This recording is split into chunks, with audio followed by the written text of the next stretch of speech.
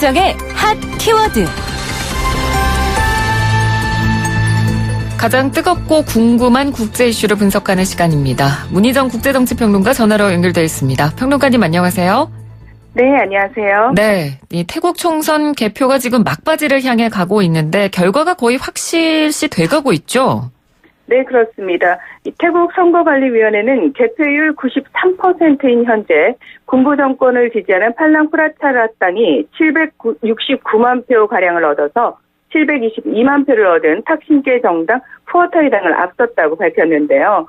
이에 따라서 군부 정권이 내 연장을 기정사실화하는 분위기입니다.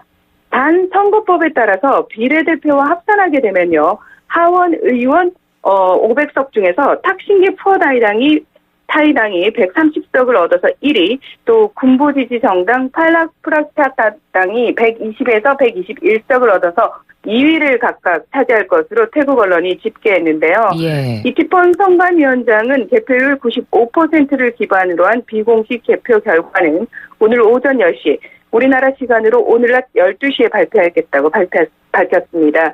이번 총선은 2011년 7월 조기 총선 이후 약 8년 만이자 2014년 5월 군부 쿠데타로 잉낙 칭나와 전 총리 정권이 무너지고 군부 정권이 집권한 지 4년 10개월 만에 치러진 선거였는데요. 네.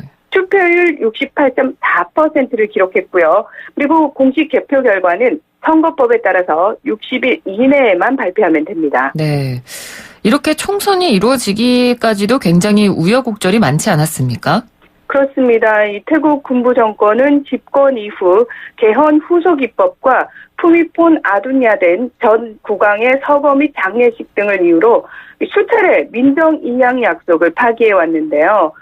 지난해 말에 민정이양을 위한 총선을 올해 2월 24일 치르겠다고 밝혔지만 또 올해 초에 국왕 대관식 행사의 순조로운 진행을 명분으로 총선을 연기했습니다. 네. 이에 대해서 야권 일각과 시민단체 등은 2월 24일로 예정됐던 총선이 불가피하게 연기되더라도 늦어도 3월 12일에는 선거가 치러져야 한다는 입장을 밝혀왔는데요. 결국 현 국왕이 민정이양을 위한 총선 실시를 승인하는 칙령을 내놓은 지 수시간 만에 3월 24일 총선 실시라는 선관위의 공식 발표가 나오게 된 겁니다. 그런데요, 이 분석 가운데 이번 총선은 어떻게 보면 처음부터 군부 정권을 지지하는 정당이 유리한 선거였다. 이런 분석이 있더라고요. 이게 어떤 이야기입니까?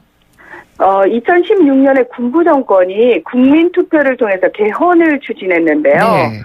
이 군정 최고 기구인 국가평화질서회의가 개정한 투표법의 골자는 하원 비례대표 선출 시 선거구에서 얻은 의석이 많을수록 비례대표 의석은 줄어들도록 만든 겁니다. 예. 그래서 왜 제가 앞서서 지금 현재 군부 지지 정당이 훨씬 많은 표를 얻었음에도 비례대표와 합산하면 2위 정당이 더 많은 의석을 차지한다고 말씀을 드렸잖아요. 네. 네, 이 개헌된 선거법에 따라서 그렇게 되는 건데요.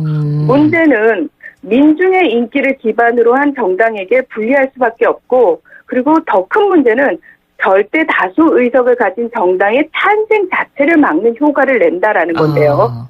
이렇게 되면은 하수의 다수 정당이 난립하게 돼서 결국은 군부 정권이 유리할 수밖에 없다는 사실입니다. 네. 왜냐하면 하원 의원 500명 중 350명은 지역구 유권자들의 직접 투표, 그리고 나머지 150명은 정당 비례대표로 선출이 되는데 문제는 상원입니다.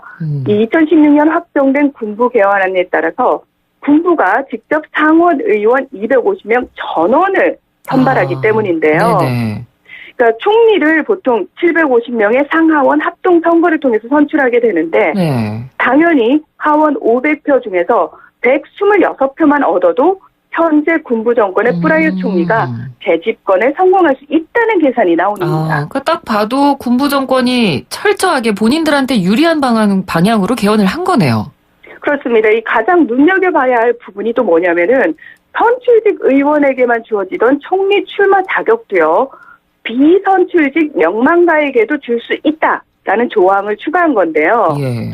따라서 프라윕 총리가 의원으로 뽑히지 않더라도 하원에서 126명의 지지자만 확보하면 총리가 될 수 있습니다.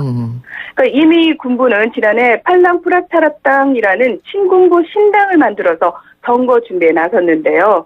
이 당에는 산업부 장관을 비롯한 프라윕 총리 최측근들이 지도부를 맡고 있는 상황입니다. 네. 또 프라윕 총리는 야자유 가격 안정을 위해서 3,200만 달러, 우리나라 돈으로 358억 원의 예산을 동원하고 지난해 12월에는 전체 노동인구의 30%가량에 해당하는 빈곤층 1,140만 명에게 새해 선물로 1인당 500바트를 그냥 나눠주기로 하는 등 선거를 앞두고 선심성 행정을 펼치기도 했습니다. 네.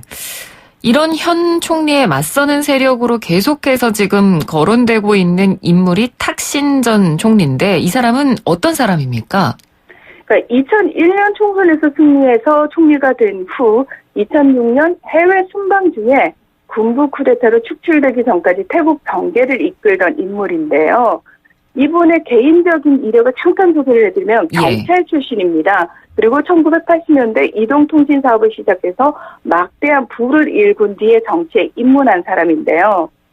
이분이 펼쳤던 정책 중에서 많은 사람들의 마음을 움직였던 게 이전까지 정치권이 전혀 신경 쓰지 않았던 농촌 지역 문제 해결에 힘을 썼고요.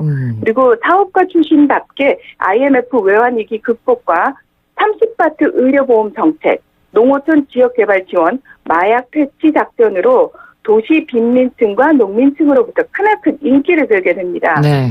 그 문제는 바로 이런 정책들이 기존의 권력을 잡고 있던 왕실이라든지 군부라든지 정치권 등 기득권의 심기를 건드리게 되는데요. 왜냐하면 이 정책들을 펼치기 위해서는 이 기득권이 가지고 있는 재산을 어쩔 수 없이 조금 이렇게 빼앗는 그런 상황이 벌어졌거든요. 네네. 그래서 심각한 견제를 받게 됩니다.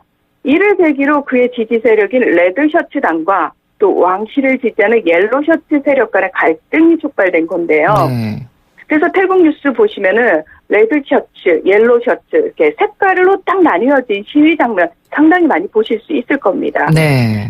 자, 2011년에요. 이 막내 동생인 잉락 칭나완이 총리직에 오르지만 2014년에 또다시 군부 쿠데타에 의해서 축출당하고 해외 망명길에 오르게 되는데요. 이 탁신 전 총리는 2015년 한국에서 열린 아시아인 리더십 회의에서 2014년에 일어났던 태국 반정부 시위 배후에는 왕실 추미런이 자리 잡고 있다고 주장해서 파문을 일으키기도 했습니다. 그러고 보니까 태국에서는 유독 이 군부 쿠데타가 굉장히 자주 발생하는 것 같아요. 네, 이 펑군주제가 도입된 1932년 이후 2014년까지 82년간 군부 쿠데타가 무려 19차례나 발생했는데요. 네. 이 가장 최근에 일어났던 쿠데타가 바로 지금 현재 총리를 하고 있는 프라윕 짜누차 총리가 육군 참모총장으로 재직하던 2014년 5월입니다.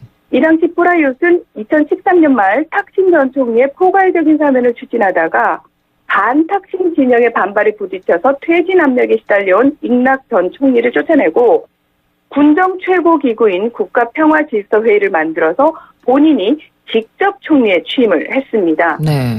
이 태국은 지난 2014년 5월 발생한 탁신 지지 세력의 대규모 시위를 진압한 이후 아직도 이 국가평화질서회의에 의한 포고령 제44조에 의해 운영되고 있는데요. 이 포고령은 간단합니다. 5명 이상의 정치적 집회를 불허하며 이를 어길 시 체포할 수 있다라고 명시하고 있는데 말 그대로 국가 비상사태로 그러네요. 운영을 하고 있다는 거죠. 예. 지난해 12월 11일 정치활동을 허용하긴 했지만 또다시 지난해 10월 취임한 이 태국의 육군참모총장이 만약 총선과 민정 이양 이후 정전이 불안해질 경우 또다시 쿠데타를 일으킬 수 있다는 취지의 발언을 해서 여전히 정치 불안은 현재 진행형이라고 할 수 있습니다.